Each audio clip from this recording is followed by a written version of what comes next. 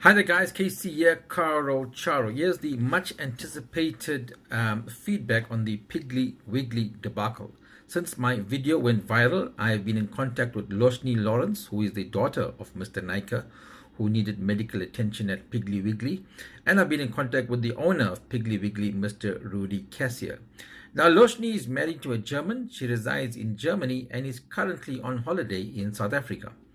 In my video, I alluded to the fact that I did not necessarily wish to see the establishment closed down, which would result in job losses. So I offered Piggly Wiggly a solution, a possible way out. I listed a list of demands, which were firstly an apology to the family, a public apology, a donation of at least 10,000 Rand to a charity nominated by the Naika family, and for Piggly Wiggly to host at least 20 indigent kids to a day out of fun and activity at Piggly Wiggly. The above demands were a means to an end for the Cassiers to demonstrate to the public that they were indeed sorry for the incident and that they were not racist as claimed.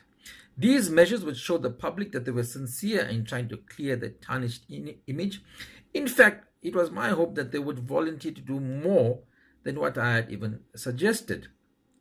So Rudy met with the family. I arranged this meeting. He apologized to them and went on to issue an apology on their website, and that's where it ended. The public has been asking for feedback from the Naika family, so I engaged with Loshni to get some feedback. Many on social media believed that this had nothing to do with race, but was rather a case of callous, insensitive behavior from Cindy Cassier, that she would have behaved in the same way with any other race. Now I asked Loshni for her comment. Good evening, Karou, KC, members of the public. Thank you for your interest in the matter of the 23rd of December at Piggly Wiggly. Casey, your question regarding some members of the public's comment that Cindy Cassier is not racist and just was callous on the day. Our observation was that she did not display the spirit of Ubuntu. She's in the hospitality industry and she had no care, respect, or integrity towards us as customers. She spoke to my husband, who's German, in a very calm manner, and when she spoke to members of the family and myself, she spoke to us in a very arrogant, harsh, screaming tone. We were very concerned on the day that she had absolutely no idea who my dad was and that he was actually the patient. She actually wanted her business to be uninterrupted and requested that the ambulance move away as quickly as possible. I question how members of the public can make statements, as we were there firsthand and experienced all that she did to us. Now, to me, the most poignant part of that response was the manner in which Cindy Cassier spoke to Loshni's German husband. Very calm, respectable, professional, until such time she realized that he was married to Loshni. Then her demeanor changed again back to which Loshni and her family had initially experienced, which was rude, brash, arrogant, shouting. Now, I was privy to this information before I did my video, and was the main reason why I called the race card, why I called it a racist issue. Look, we as non-whites experience the subtle racism on a daily basis, being spoken down to, being insulted, being told things. And this is not easy to prove. To me, this proved beyond a doubt that Cindy Cassier was indeed a racist. And by the way, these claims of racism came up on this post by many other people who had experienced such behavior from Piggly Wiggly prior to this incident coming to light. So anyway, I arranged a meeting between the Cassier family and the Naika family. This happened on Sunday, 30th December 2018. I then asked Loshni for feedback on this meeting and the Cassier's commitment to turn things around and make amendments.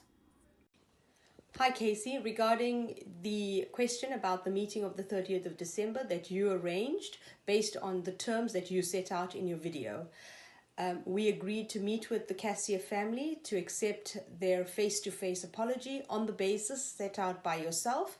In addition, we also raised our concerns and asked them to address it very urgently. They left our home on the basis that they will pay urgent attention to all requests to date, nothing has been addressed. We requested that they meet the obligations as set out by you in terms of a written apology, a public apology, a charitable donation, hosting children on their site, setting out an emergency plan, addressing. We also requested that they address the concerns of the public regarding racism. They also address their website and the communication that they send out as a business. They have not done anything to that regard. We've also requested that they go back to the Mercury and address statements made about my dad that were not correct. That has not been done. They've only come and made a verbal apology, and we have not heard from them since then. Well, apart from the feeble, somewhat scripted apology on their Facebook page, according to me, there was no other correspondence from the Cassiers on this matter. They didn't even have the decency to come back to me, not even to thank me for offering my help and assistance.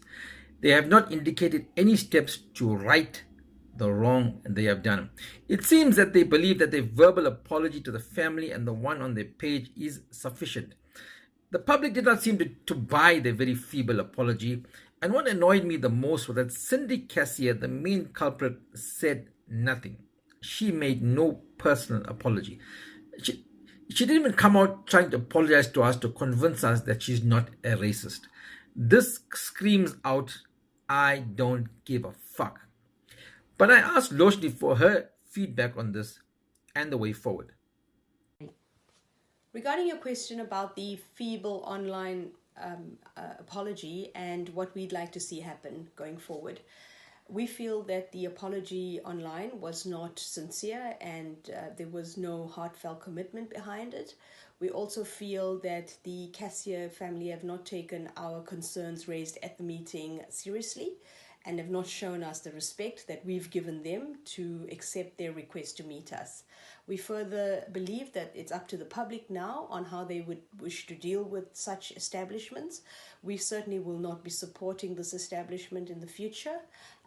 We requested that they address a lot of our concerns for the betterment of the public. We didn't want anyone visiting Piggly Wiggly to experience what we experienced. However, they have to date not addressed any of our concerns. They've, in addition, not gone to the Mercury and made remedied the statements regarding my dad having a heart attack before, which was all false.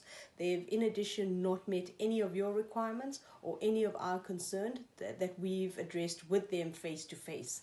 It's now up to the public whether they wish to support such establishments in the future, which show no respect, integrity, kindness, or the spirit of Ubuntu towards their customers or us as South Africans.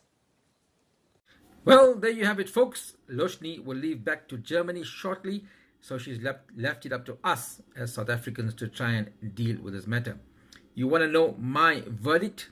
I believe Piggly Wiggly is a racist establishment and doesn't deserve to continue to trade and profit from the tourism in this country when they don't seem to embrace the spirit of building a homogeneous and equal society. If you would like to join the campaign to tackle Piggly Wiggly, then join my Facebook group, Piggly Wiggly Must Fall. The time for talking is over.